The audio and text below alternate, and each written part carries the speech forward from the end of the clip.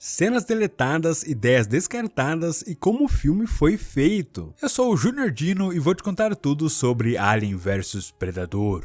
Então já deixa o seu like para um facehugger não pular na sua cara. Alien e Predador já se enfrentaram nos quadrinhos no final dos anos 80 e foi um grande sucesso, gerando videogames e até brinquedos. Alguns produtores viam esses quadrinhos como uma oportunidade de juntar as franquias Alien e Predador no cinema. Paul Anderson, que dirigiu Mortal Kombat e Resident Evil, assistiu a Predador 2 e viu o crânio do Alien, que faz uma referência aos quadrinhos. Desde então ele desenvolveu uma história e apresentou sua ideia à Fox. O estúdio topou o projeto na hora e assim, Alien vs Predador chegou aos cinemas em 2004. Para o lançamento em DVD, o filme ganhou uma versão mais violenta com quase 8 minutos a mais. Em 1904, em uma estação baleeira, um homem foge de alguma coisa. Ele é emboscado e a mira do predador surge em seu peito, mas ao seu lado está um alien que pula em direção ao predador.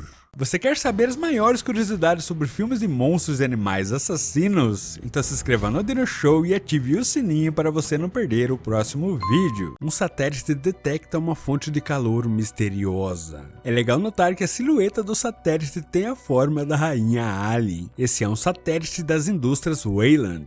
Na franquia Alien, Weyland Yutani é a grande empresa vilã por trás da história. Enquanto os técnicos detectam a anomalia, aqui ao lado vemos um pássaro sedento que aparece em uma mesa em Alien, o oitavo passageiro. Alexa Woods escala uma geleira no Nepal. Ela é convocada para se encontrar com o Sr. Weyland. Charles Bishop Weyland é o dono das indústrias Weyland. Em Aliens: O Resgate, Bishop é um androide designado para ajudar na missão. A ideia desse filme é ser uma continuação da franquia Predador e uma história de origem para a franquia Alien. O Sr. Weyland também é interpretado pelo Lance Henriksen. A ideia é que a Weyland Yutani criou Bishop como uma homenagem ao criador da empresa. Mas em 2012, Prometheus se tornou a história de origem oficial de Alien, e Paul Anderson declarou que Alien vs Predador não faz mais parte do universo Alien. Lex chega de helicóptero no navio quebra-gelo chamado Piper Maru. Esse nome faz uma homenagem ao navio da série Arquivo X. Para esse filme, Paul Anderson optou por usar efeitos com miniaturas, porque James Cameron usou miniaturas em Aliens: O Resgate e os efeitos do filme estão conservados até hoje. Essa é uma das cenas criada com miniaturas. A produção construiu um enorme cenário de gelo e uma miniatura do navio incrivelmente detalhada. Uma miniatura do helicóptero foi filmada separadamente e depois ela foi adicionada digitalmente junto com o navio. O resultado ficou lindo. Uma equipe de especialistas é reunida em uma sala do navio. O Sr. Weyland os informa que a fonte de calor é uma antiga pirâmide subterrânea com características cambojanas, egípcias e astecas. O arqueólogo Sebastian acredita que essa pode ser a primeira pirâmide construída pela primeira civilização. Weyland tem medo de outra empresa encontrar a pirâmide primeiro, então reuniu esse grupo de especialistas e uma equipe de perfuradores para chegar à pirâmide o mais rápido possível. Em sua sala, Weyland bate com uma caneta entre os seus dedos. Essa é uma referência ao Bishop batendo com a faca entre seus dedos em Aliens: O Resgate. Lex está muito inseguro em guiar uma equipe sem experiências na Antártica. Sebastian e o engenheiro químico Miller convencem Lex a ficar na missão. Nessa cena aí, os atores estavam em um cenário construído no estúdio. No espaço, uma nave dos predadores detecta o calor da pirâmide e dispara um raio laser em direção à Terra. O grupo chega à Antártica. Os quadrinhos de Alien vs Predador se passam no espaço. Nos primeiros roteiros, a história do filme também se passava no espaço, mas Paul Anderson teve a ideia da história se passar na Terra e assim a Fox ficou mais interessada no projeto. Paul Anderson notou como o planeta visto no primeiro Alien era inóspito e assustador. Se baseando nisso, ele teve a ideia do filme se passar na Antártica, que é um dos lugares mais perigosos da Terra. Eles chegam até a estação baleeira, que agora está abandonada. A produção construiu uma incrível miniatura da estação baleeira que foi encaixada digitalmente nessa cena.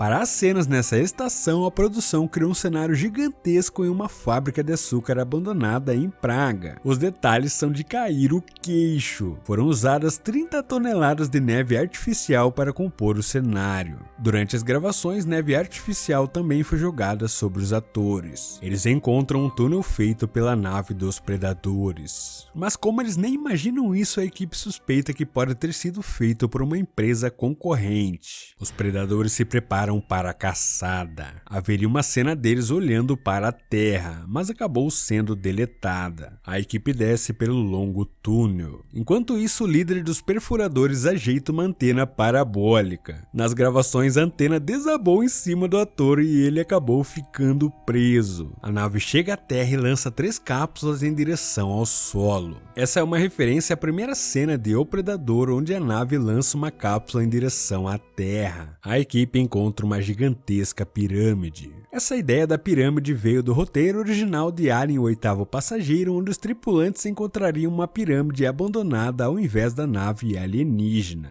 O design dessa pirâmide foi inspirado em arquiteturas reais construídas por civilizações cambojanas, astecas e jainistas. Para essa cena, a produção construiu uma linda miniatura da pirâmide. A produção também construiu cenários incríveis para representar o interior da pirâmide. Para evitar comparações com filmes como A Múmia e Indiana Jones, essa pirâmide é feita de basalto, uma rocha escura e brilhante. A nave dos predadores detecta a presença de humanos na pirâmide e ativa um mecanismo que acorda uma rainha alien congelada que provavelmente estava sendo mantida presa ali há milhares de anos. Isso é retirado diretamente dos quadrinhos, onde uma das histórias mostra uma rainha alien que foi presa pelos predadores. A equipe de perfuradores é atacada por um predador e vemos sua famosa visão térmica que foi atualizada. Agora o predador enxerga através da pele e através das roupas. O predador se revela e ataca o líder dos perfuradores, que acaba caindo pelo túnel. Nas gravações, o ator quebrou uma costela e só foi descobrir no final do dia. Esses são os 3 predadores do filme. Na história original seriam 5 predadores, mas acabaram sendo reduzidos para 3. A equipe entra em uma câmara de sacrifícios. Na versão estendida, eles encontram um facehugger fossilizado e especulam o que seria essa criatura. Uma arte conceitual apresenta a ideia para uma criatura diferente, mas ainda bem que a produção preferiu o bom e velho facehugger. A rainha alien tem um saco nojento por onde ela bota os ovos. Essa é a mesma forma que ela bota os ovos em Aliens: O Resgate. Inicialmente, a ideia era criar uma rainha mais insectoide, com longos espinhos na cabeça, mas as alterações no visual da rainha acabaram sendo mais sutis. Os efeitos práticos das criaturas desse filme foram criados pela Amalgamated Dynamics. Para essas cenas em que a rainha está presa, foi criada uma linda marionete na escala 1:3. O resultado ficou tão incrível que nem parece uma miniatura. Esse símbolo no centro da câmera de sacrifícios faz uma referência ao símbolo criado para o pôster de Alien 3. Os predadores chegam à pirâmide. O líder dos perfuradores ainda está vivo, mas é morto por um predador que saca sua famosa lâmina dupla. Paul Anderson pediu para a produção exagerar nas lâminas. Então os predadores desse filme têm lâminas muito maiores. A equipe se separa e abaixo da câmera eles encontram um sarcófago. Como Sebastian é um arqueólogo genial, ele resolve uma charada e o sarcófago se abre. Dentro estão 3 objetos misteriosos.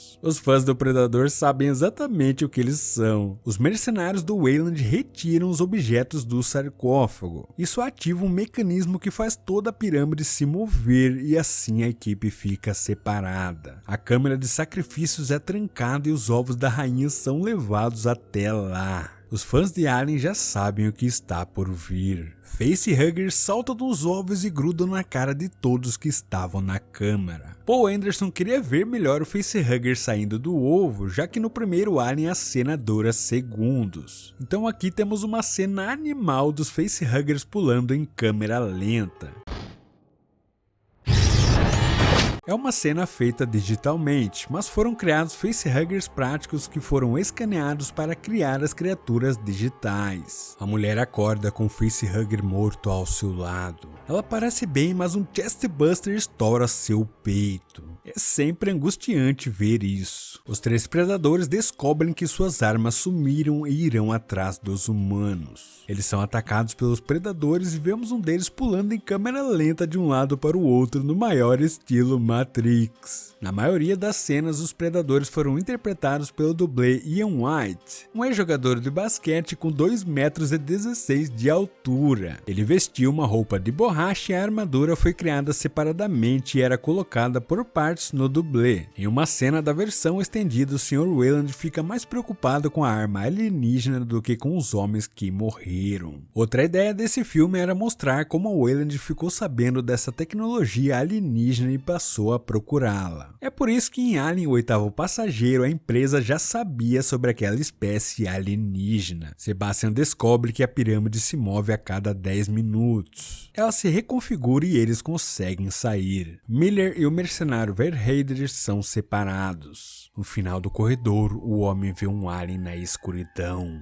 É uma cena sinistra. Enquanto isso, outro grupo segue em frente e como o Weyland está passando mal, Lex pede para carregar a arma alienígena. O predador lança uma rede em um dos mercenários que começa a apertar o homem. Essa é uma referência à arma de rede mostrada em Predador 2. Lex tenta pegar uma picareta, mas é impedida por outro predador.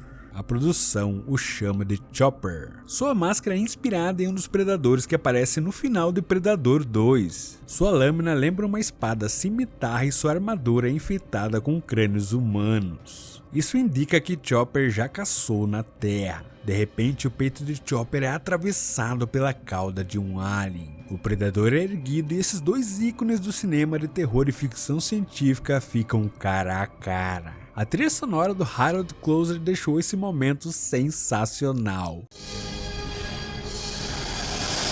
O visual do Alien foi redesenhado para esse filme. É uma evolução do Alien do 3º filme. Sua cor é preta para homenagear o primeiro Alien e também para a criatura se misturar com o ambiente escuro da pirâmide. Artes conceituais apresentam um Alien mais insectoide, mas eu adorei esse visual final. Depois do primeiro Alien, esse é o meu visual favorito. Chopper é rapidamente morto pelo Alien. Isso chama a atenção de outro predador, esse é o Celtic. Ele recebeu esse nome porque sua máscara foi inspirada nos nós celtas. Celtic seria o líder do grupo. Ian White disse que tentou dar movimentos de um macho alfa para esse predador. Para criar o embate entre essas duas poderosas criaturas, a produção usou diversas técnicas diferentes. Algumas cenas foram gravadas com o Alien sendo interpretado pelo dublê Tom Woodruff, que vestia uma incrível roupa do Alien com uma cabeça animatrônica. Algumas cenas foram gravadas apenas com a cabeça animatrônica. Já outras cenas foram gravadas com o incrível animatrônico do Alien em corpo inteiro, que era capaz de fazer movimentos mais mecânicos que o dublê não conseguia. Já para as cenas em que o alien pula ou precisa ser mais ágil, a criatura foi toda feita digitalmente. Celtic corta a cauda do alien e o sangue ácido corrói sua lâmina. Ele gira o alien e vai batendo a criatura nas colunas. É uma cena fantástica. O Alien lança ácido em Celtic, que precisa retirar sua armadura que está sendo corroída. É interessante notar que nesse filme os predadores usam mais a armadura que nos outros filmes. Nos primeiros filmes os predadores estavam em lugares quentes, mas nesse filme eles estão em um lugar extremamente frio. Então Paul Anderson sentiu que faria mais sentido os predadores terem a maior parte do corpo coberto por armaduras. O Alien embosca o predador, mas Celtic prende o Alien com sua rede e os dois caem em uma catacomba cheia de ossos humanos. A rede aperta a cabeça do alien deixando uma marca quadriculada. Isso aí é tudo efeito prático. Primeiro saiu sangue, depois a fumaça e em seguida a rede arrebentava. O alien se liberta e arrebenta a cabeça de Celtic. A criatura grita sobre o seu inimigo morto. Lex Weyland e Sebastian estão fugindo. Weyland fica para trás para enfrentar o terceiro predador. Ele o ataca com um lança-chamas improvisado, mas é empalado pelo predador. Lex e Sebastian saem correndo enquanto a pirâmide se reconfigura. Eles entram em uma câmara e quase são atingidos por uma arma lançada pelo predador. Essa nova arma do predador é baseada na Shuriken, a arma de origem japonesa. Ela é uma evolução da arma de disco do Predador 2. Paul Anderson queria algo diferente porque ele acha que aquele disco se parece mais com o Frisbee. Um facehugger pula no predador, mas com sua Shuriken ele parte o bicho ao meio. Essa cena foi feita digitalmente, mas a produção criou um animatrônico que realmente se partia ao meio. Um alien tenta atacar o predador, mas com sua Shuriken ele fatia a cabeça do alienígena. Essa foi outra cena feita de forma prática, com um homem separando a cabeça do alien. Como esse predador é o protagonista, os produtores deram a ele a mesma máscara do predador original para os fãs se relacionarem melhor com ele. O predador retira sua máscara. Ele arranca uma das patas do facehugger e faz uma marca em sua máscara e também em sua testa. Essa marca significa a primeira morte de um alien. A produção chama esse predador de Scar. Scar em inglês significa cicatriz. O nome é uma referência direta à marca em sua testa. Esse elemento do predador se marcar foi retirado diretamente dos quadrinhos. Eu acho isso muito legal. Lex e Sebastian estavam espiando a criatura, mas não viram que outro facehugger pulou na cara do predador. Na versão estendida, Sebastian descobre que os predadores são enviados aqui para se tornar adultos e que provavelmente os três eram adolescentes. Por isso que eles não estavam usando as armas. Eles devem provar que são dignos delas e para isso precisam matar uma presa mais forte. Sebastian traduz os hieróglifos e a história é desvendada. Há milhares de anos atrás, os predadores visitavam a Terra. Isso seria mostrado logo na abertura do filme, mas essa ideia foi descartada. Uma arte conceitual revela que as pirâmides foram construídas pelas naves dos predadores. Os predadores eram vistos como deuses e os humanos se sacrificavam para criar a presa perfeita. Para essa cena, a produção criou um incrível animatrônico do facehugger que era totalmente mecânico. Um predador no topo da pirâmide ergue sua lança com uma cabeça de alien espetada. Esse foi outro elemento retirado diretamente dos quadrinhos, mas os aliens se multiplicaram demais e temos essa cena incrível de uma multidão de aliens contra apenas 3 predadores. Eles perdem, um dos predadores usa sua icônica bomba nuclear para eliminar os aliens e assim toda uma civilização sumiu em um só dia, sobrando apenas uma pirâmide. Para criar esse flashback foi construído no estúdio esse topo da pirâmide e vários pedaços de aliens foram trazidos para compor o cenário. Eles filmaram a cena com os dublês dos predadores enfrentando o nada. E mais tarde os artistas digitais desenvolveram um software de multiplicação para criar essa multidão de aliens. Essa ideia da história é muito interessante, mas no filme ela é colocada de uma forma muito rasa e apressada. Miller acorda. Ele está em uma espécie de casulo e os ovos se abrem. Ele pega a arma de Verheider e consegue atirar em um facehugger. Mas em seguida ele vê que à sua frente estão outros vários ovos que estão se abrindo. É uma cena muito impactante. Esses ovos eram controlados pela produção que estava embaixo do cenário. Essa cena foi gravada com cada um movimentando os facehuggers de cada vez. Lex acha que pode restaurar a ordem na pirâmide devolvendo a arma ao predador e assim impedir que os aliens cheguem à superfície e destruam o nosso mundo. Essa tomada de decisão dela também veio do nada, né? Sebastian topa a ideia e diz uma frase que eu acho muito marcante. O inimigo de meu inimigo é meu amigo. Scar coloca a sua máscara. A pirâmide se reconfigura e Sebastian e Lex conseguem sair. Eles correm de um alien e pulam de uma ponte que desmoronou. Lex quase cai, mas é salva pelo Sebastian, que em seguida é arrastado por aquele alien que foi marcado pela arma de rede. A produção chama esse alien de Grid, que em inglês significa grade. Eu achei muito legal a ideia de diferenciar ele dos outros aliens. Isso faz sentido já que ele é mais forte. Sozinho o bicho matou 2 predadores. Agora sozinha Lex anda pela pirâmide e se encontra com o Scar. Ela diz a ele que o inimigo de meu inimigo é meu amigo e entrega a arma ao predador. Nesse momento, Scar é atacado por outro alien, mas Lex o empala com a lança do predador e quase tem sua testa arrebentada pela língua da criatura. Scar agora tem sua arma, o clássico canhão de plasma do predador. Paul Anderson pediu para criar uma arma maior porque ele achava que o canhão do primeiro filme parecia um secador de cabelo. Os artistas então desenvolveram um canhão maior que era todo mecanizado e tinha vários movimentos. Lex diz ao predador que irá com ele. Na versão estendida, Scar arranca a carapaça do alien e tenta assustar Lex enfiando uma faca no cérebro da criatura.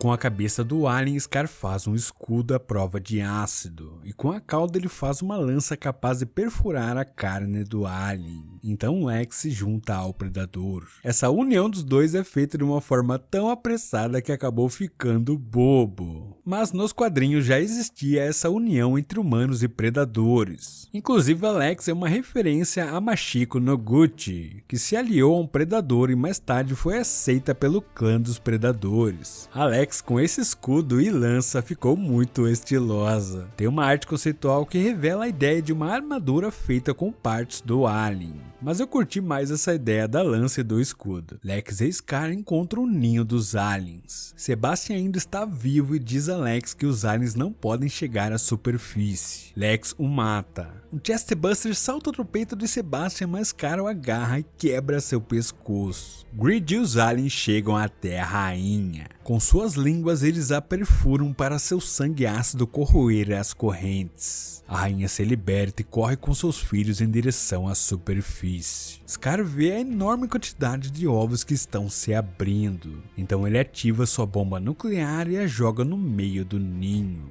Em uma velocidade impressionante, Lex e Scar saem da pirâmide e ela vê que a rainha já está subindo o túnel. Um alien ataca Scar e remove o seu canhão. Lex pega uma arma e estoura os miolos do alien. Mas antes ela fala a mesma frase que o Dutch fala quando vê a cara do predador. You're one ugly motherfucker. You are one ugly mother. Greed e os outros aliens estavam ali só observando. O legal é que nas gravações essa cena contou com vários dublês vestidos de aliens. Lex e Scar se agarram em um trenó que sobe em alta velocidade enquanto a pirâmide explode. Para essa cena a produção realmente provocou uma explosão, só que deu ruim. Eles perderam o controle, o cenário pegou fogo e tiveram que chamar os bombeiros. A estação baleeira desmorona. Toda essa sequência foi criada com efeitos práticos feitos com um cenário em miniatura que desmoronava quando uma base embaixo dele era puxada. Scar e Lex escapam vivos. O predador retira sua máscara. O público precisava se relacionar com Scar, então ele foi redesenhado para ser menos assustador. Esse predador tem olhos de felinos e sua pele tem a textura e a cor mais humanizada. Para proporcionar mais emoções ao predador, a produção construiu uma máscara animatrônica com várias articulações que era controlada por controle remoto. Scar pega uma garra de alien e marca o rosto de Lex. Isso também acontece nos quadrinhos. Um predador marca o rosto de Machiko. A rainha alien ainda está viva. Uma das primeiras artes conceituais revela que originalmente ela estaria acompanhada por outros aliens.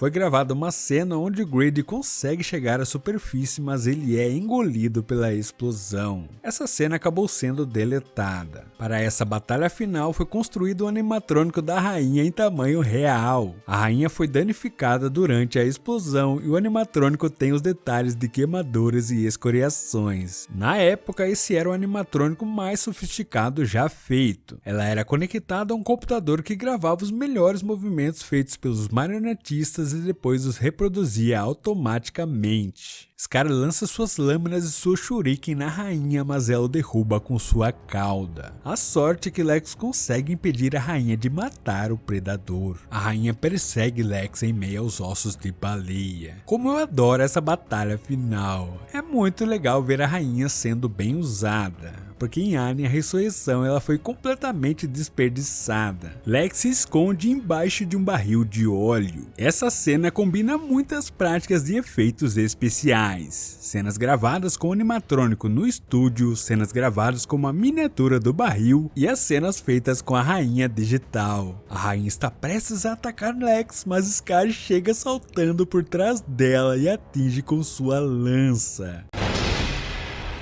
Essa é uma das cenas mais épicas do Predador que eu já vi em um filme. Lex e Scar prendem a corrente da rainha no barril de óleo, mas com sua cauda a criatura atravessa o peito de Scar igual ela faz com o Bishop em Aliens: O Resgate. Então Lex derruba o barril e a rainha é arrastada para as profundezas desse mar congelante. Essa cena faz uma referência a quando a rainha é jogada para o espaço em Aliens: O Resgate. Scar morre e Lex descobre que eles estavam sendo observados por milhares de predadores que provavelmente estavam assistindo à batalha. Os predadores recolhem o corpo de Scar e, assim como em Predador 2, aqui também temos um predador ancião. Ele reconhece a marca de Lex, mas assim também como em Predador 2, ele a presenteia, mas com sua própria lança. A nave vai embora e o filme termina mostrando um chestbuster estourando o peito de Scar. Essa cena foi gravada com o marionetista controlando o animatrônico embaixo da mesa enquanto o sangue de Predador era bombeado para o peito de Scar. Como o Alien assume as características de seu hospedeiro, essa criaturinha é metade Predador. A produção a chama de Predalien. Na hora em que Scar tirou a máscara, ele foi agarrado pelo facehugger. No filme não fica claro se ele sabia disso, mas no roteiro original ele sabia e foi até gravada uma cena onde Scar pegaria sua adaga e tentaria esfaquear seu peito, mas ele acaba morrendo antes. Nessa imagem vemos o Paul Anderson ajudando a ensaiar essa cena, mas esse final acabou sendo deletado.